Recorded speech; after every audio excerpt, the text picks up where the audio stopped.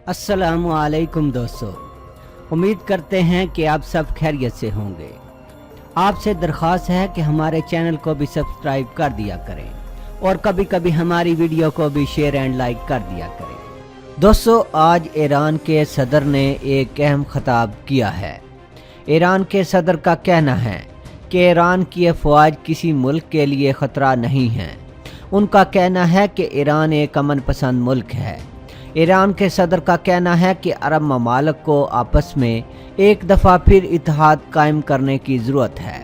उनका मज़ीद कहना है कि अरब ममालिक सदियों से एक दूसरे के हमसाए हैं और इस वक्त अरब ममालिक के दरमियान जो इंतशार पैदा हो चुका है, इसकी वजह अमरीका और इसराइल है।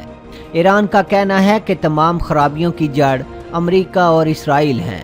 उन्होंने मज़ीद कहा कि मैं खित्ते के ममालिक को यकीन दिलाता हूँ कि ईरान की अफवाज आपके ख़िलाफ़ कभी भी तैयार नहीं की गई, बल्कि ये उनके ख़िलाफ़ हैं जो ईरान की सलामती के लिए ख़तरा हैं। ईरान के सदर ने सब अरब ममालिक से मुखातब होते हुए कहा कि मैं सबको कहता हूँ कि आएँ, इत्तेहाद करें और खित्ते का अमन सबूताज करने वालों के ख़िलाफ़ मिलकर डट जाएँ। ईरान के सदर के खिताब के दौरान ईरान की मिलिट्री ताकत का भी मुजाहरा किया गया। इस मौके पर ईरान के मुल्क की सतह पर तैयार करदा तैयारों की भी नुमाइश की गई। इन तैयारों ने फ़ज़ाओं में परवाज़ की। उनके खिताब के दौरान ईरान की अफवाज के सीनियर कमांडर भी मौजूद थे। ईरान ने अपने मिसाइलों की ताकत से भी पर्दा उठाया है।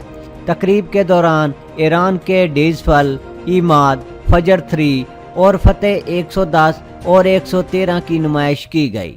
मिसाइलों की नुमाइश का मकसद ईरान के दुश्मनों को मैसेज देना था कि अगर कोई ईरान पर जहरियत करने का इरादा रखता है तो इसे जवाब में इन ख़तरनाक मिसाइलों का सामना करना पड़ेगा।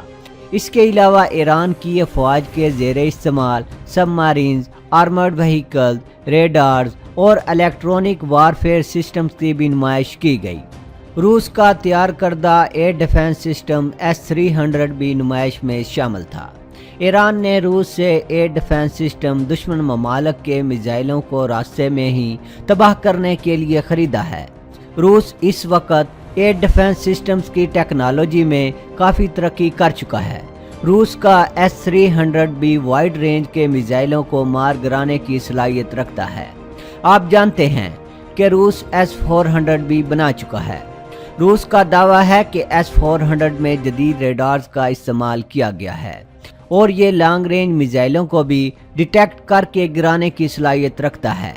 कुछ रिपोर्ट्स के मुताबिक रूस S-500 भी तैयार कर चुका है, मगर इसे मंजर आम पर नहीं ला रहा, जो S-400 से काफ़ी जदीद है। इसके अलावा रूस S-600 और S-700 पर भी काम कर रहा है। दिफाई तकरीब से खिताब करते हुए ईरान के सदर का मज़ीद कहना था कि ईरान की अफवाज माजी के मुकाबले में अब बहुत मजबूत और जदीद टेक्नोलॉजी से लेस हैं और मुल्क का दिफा करना जानती हैं। ईरान के पास इस वक्त 2 आर्मीज़ हैं। इनमें से एक नेशनल डिफेंस फोर्स के तौर पर काम करती है, जबकि दूसरी आर्मी पब्लिक आर्मी है जो सन 1979 में तैयार की गई। इसका नाम रेवोल्यूशनरी गार्ड कॉर्प्स है। ये दोनों आर्मीज़ ईरान के दिफा के लिए काम कर रही हैं। पिछले दिनों अमेरिका के सदर ने ईरान की रेवोल्यूशनरी गार्ड फौज को शिद्दत पसंद करार दिया था, जिस पर ईरान ने सख्त रद्द अमल दिया था। ईरानी सदर ने कहा कि अमेरिका ईरानी आर्मी की तस्दीक करनी बंद करे। तजिया निगारों के मुताबिक इस वक्त ईरान खित्ते में वाहिद ऐसा मुल्क है जिसके दुश्मन ज़्यादा हैं और दोस्त कम हैं। पाकिस्तान ने ईरान का हर बुरे वक्त में साथ दिया है, यहाँ तक कि हर उस इकदाम की मुखालफत की है जो ईरान के नेशनल इंटरेस्ट के ख़िलाफ़ हो। पाकिस्तान ईरान की पाबंदियों के ख़िलाफ़ डट भी जाता है। ईरान को चाहिए कि वो पाकिस्तान के साथ दोस्ती का हक अदा करे। ईरान जब पुलवामा का वाक़या होता है तो साथ ही पाकिस्तान पर अपने मुल्क के हमले का इल्ज़ाम भी लगा देता है। अमेरिका इस वक्त ईरान को भारत के हाथों इस्तेमाल कर रहा है। इस वक्त ईरान के भारत के साथ दोस्ताना ताल्लुकात हैं। इस वक्त भारत ईरान से बहुत ज़्यादा फ़ायदा हासिल कर रहा है। वो ईरान से नहायत कम कीमत पर तेल खरीद रहा है। ईरान ने भारत को अपनी एक बंदरगाह का कंट्रोल भी दिया है जिसका नाम चाबहार है।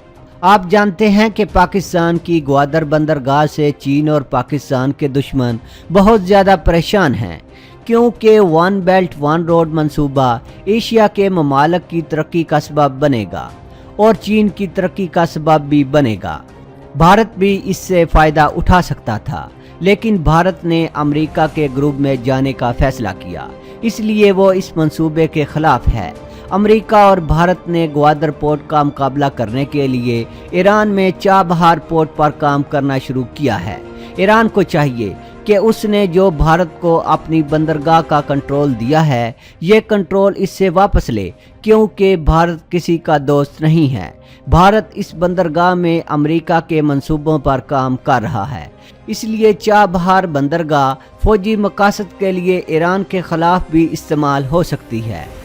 आप इस बात से अंदाज़ा लगाएं कि अमेरिका इस वक्त ईरान पर हर किस्म की पाबंदियां लगाए हुए है ताकि ईरान को कमज़ोर से कमज़ोर किया जाए, लेकिन इसके बावजूद इसने भारत की बंदरगाह चाबहार के प्रोजेक्ट पर पाबंदी नहीं लगाई। इस बंदरगाह के हवाले से इसने भारत को इस्तेस्ना दे रखा है कि भारत इस पर काम जारी रखे, क्योंकि इसमें इनके अपने मफादात वाबस्ता हैं, जबकि ईरान इस साजिश को समझ नहीं पा रहा। ईरान इस वक्त भारत के मफादात का तहफ़्फ़ुज़ कर रहा है। भारत एक गैर जिम्मेदार मुल्क है और वो ईरान की कमज़ोरी का बायस बनेगा।